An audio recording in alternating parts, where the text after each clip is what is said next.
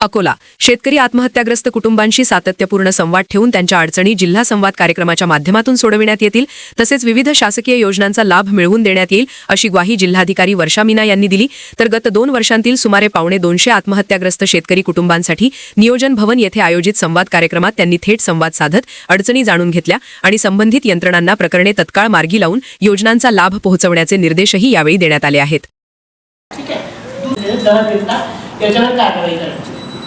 हा विषय इथे संपत नाही। आजचे नंतर पण अशी सूचना माझी सगळे कर्मचारी अधिकारी ऑफिसर्सला आहे।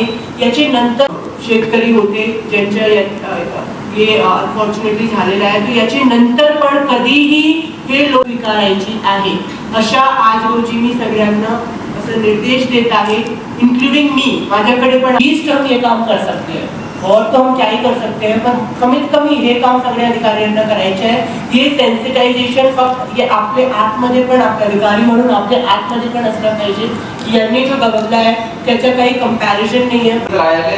आमची परिस्थिती थोडी म्हणजे कामाला गेल्याशिवाय आमचं भागत नाही। शेती लिहून द्या, आम्ही ते कागदपत्र काढू।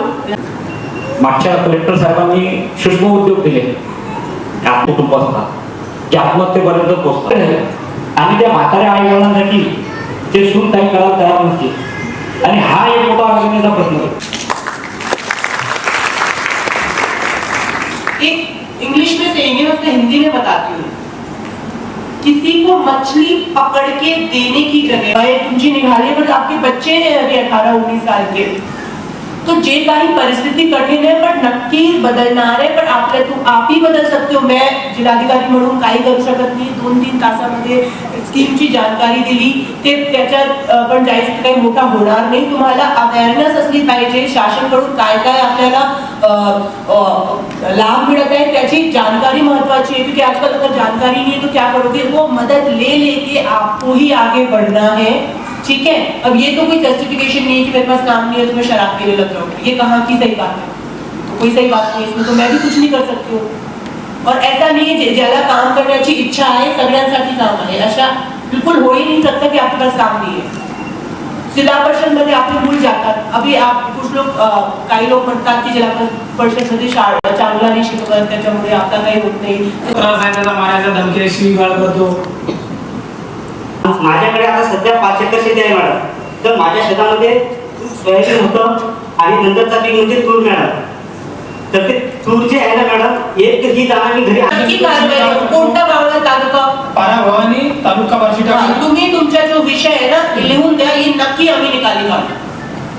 याच्यात काही बाबाला जाऊन 12 महिने झाले, बँकेचं काही नाही, आई म्हातारी आहे, भाऊ कुछ भी अगर आपका फायदा हो तो आप एक चीज जरूर सोचो, मेहनत करने के अलावा कोई नहीं, मेहनत तो बहुत जरूरी है। बाकी जो लोग खड़े हैं मैं उनसे भी सुनना चाहूंगी त्यांना काय कोणत्याही पोस्टाच्या खात्यामध्ये किंवा नॅशनलाइज बँक मध्ये अकाउंट ओपन करू शकता आणि संजय गांधी विभागाचं आहे सगळं। जर ऑलरेडी कोणी संजय गांधी असं आपण ओळखतो तर रेशन अडचण असेल तर तुम्ही आम्हाला सांगू शकता की मागच्या डीबीटी झाल्यापासून कुणाचे पैसे थांबले असतील किंवा काय, तर आम्ही त्याचं निराकरण करू।